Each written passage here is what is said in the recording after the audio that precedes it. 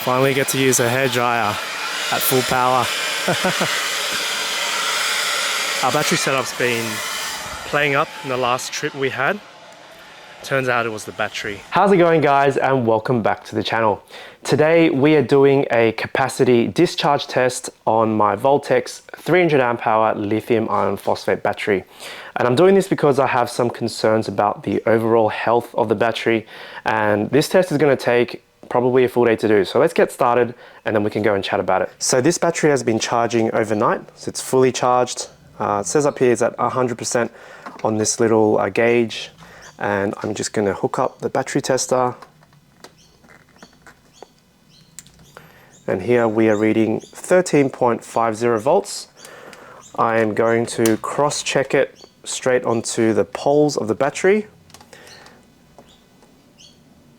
and that's reading 13.48 volts.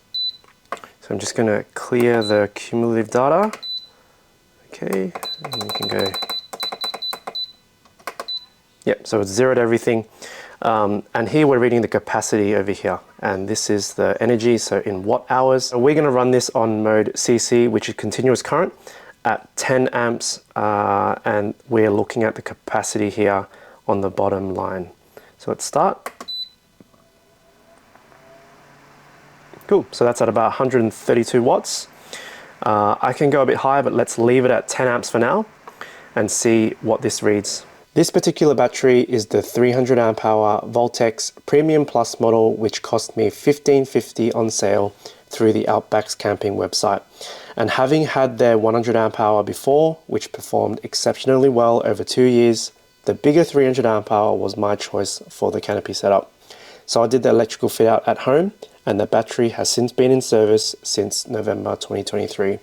It powers a lot of accessories, and while it's well used, it's also well managed by the RedArc Manager 30 BCDC and a big solar panel on the roof rack, which usually sees the battery replenished every day. But recently, on our last trip to Fraser Island, we noticed the RedArc system would trigger low voltage protections at about 75% and eventually lose all power by about 68%. If you do the maths, we only had about 90 amp hours available to us.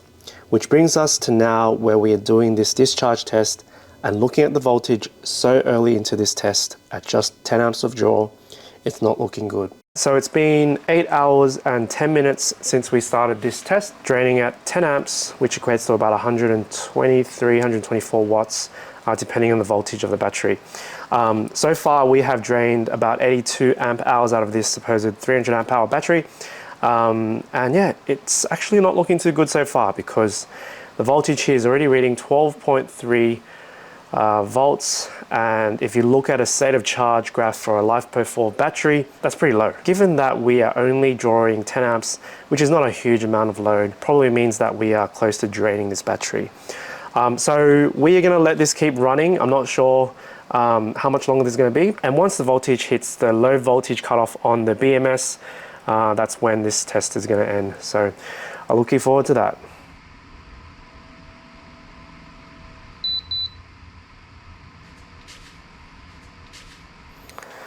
Wow, it just cut out as I was leaving the garage. That's not good. So cutoff voltage, 9.9 volts. I heard a click, and yeah, we have drained only 82 amps out of this supposed 300 amp hour battery. Just in case that wasn't clear, the battery is now sitting at 1.6 volts. And yeah, again, we have discharged just 83 amp hours out of this battery.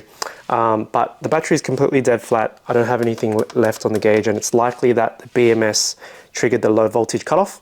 And then yeah, I will verify this with the GoPro footage, but this is flat. So pretty disappointing.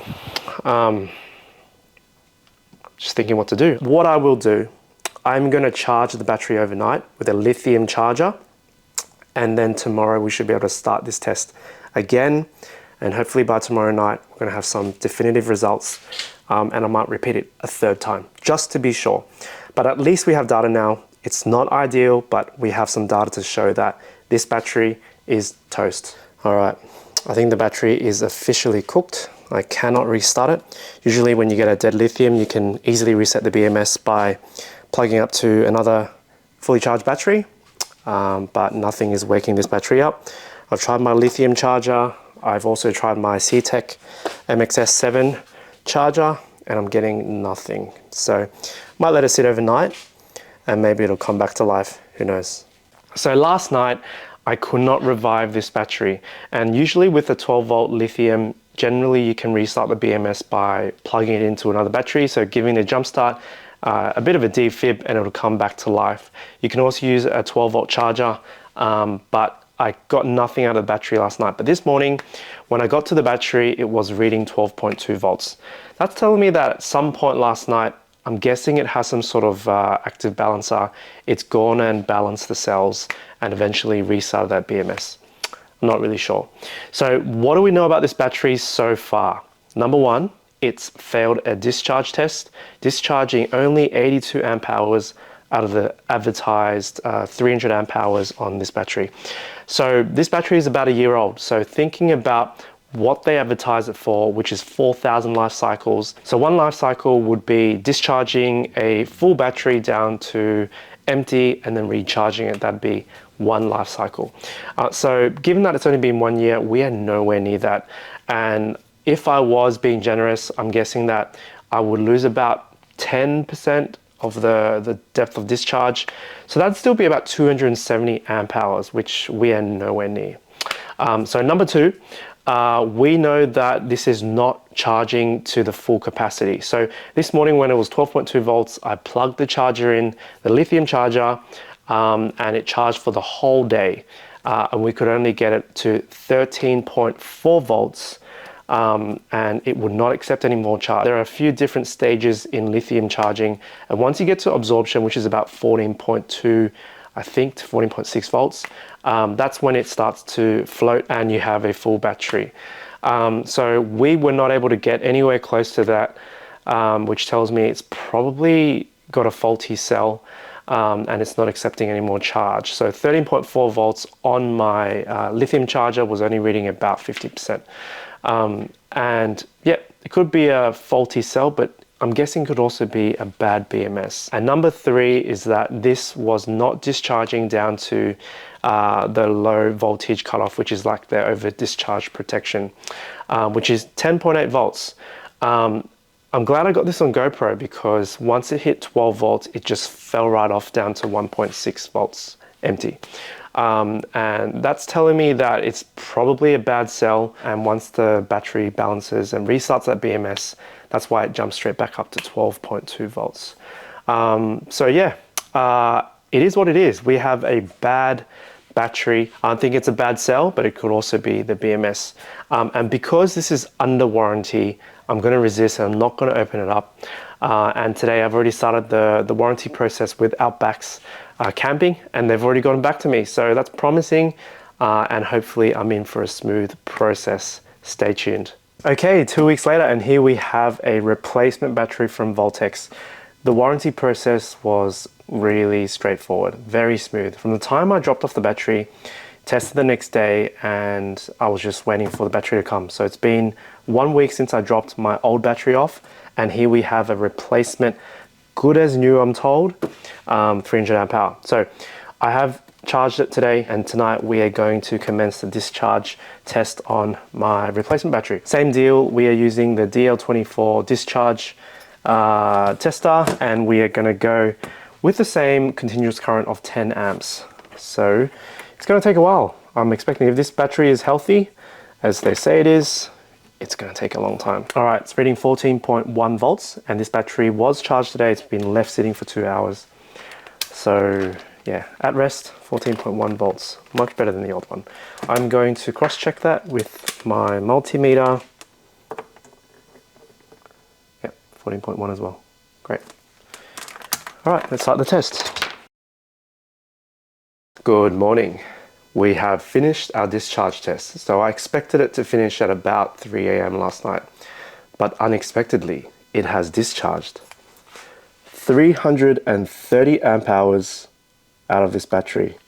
That is remarkable. And if we're taking the voltage out of the equation, 4,243 watt hours. I have never heard of a lithium battery, especially one in this kind of budget, discharging 10% more than the rated capacity. So that is really good, really good. At 330 amp hours, the test went on 3 hours longer than I expected. So literally finished about half an hour ago. And yeah, I am so pleased with these results. For you guys, I wanted to be sure because I realize you guys do buy products based on my reviews. I'm going to run this test again, so everything's zeroed out. We're going to run this at 12 amps just to make the test a bit quicker. We should see that if the test was reliable and the battery is good, we should see around 330 amp hours again. Let's start. Jeez, 9.9 volts. You'd hope it cuts out soon before it starts damaging the cells.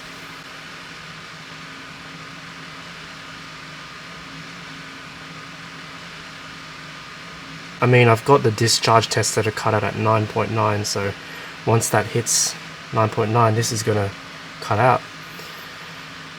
So right about now.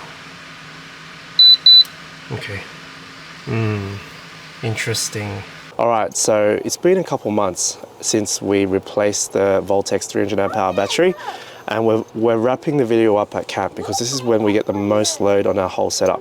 So this setup is all powered by the Red Vision system, and you can see we're down at 65%. We could not drain this down past 80% before, given we only had 88 amp hours of usable battery, and now we've drained 35% of that 300 amp hours. That's a lot of battery. This thing powers the 240 volt in the camper, it powers the fridge, the coffee machine, our charging, I mean, all the lighting, and actually my wife is cooking at the moment. She's making pancakes with induction. So yeah, this is a pretty big system for our needs, but it does get a workout. And I think 300 amp hours. Hairdryer? Yeah, with a hairdryer as well. Finally get to use a hairdryer at full power. So it's been 3 months now since the VoltX has gone in. I've discharged the battery 3 times down to about 15% just to try it out. And it's done well. And haven't had any voltage drop or anything abnormal come up on the revision. And now we have a bigger bank.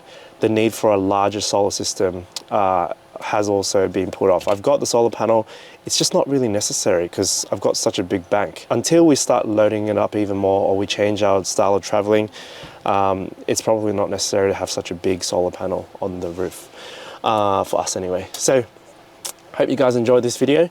I hope this was helpful. A huge shout out to Outbax Camping for the smooth warranty process. The communication from start to finish was amazing.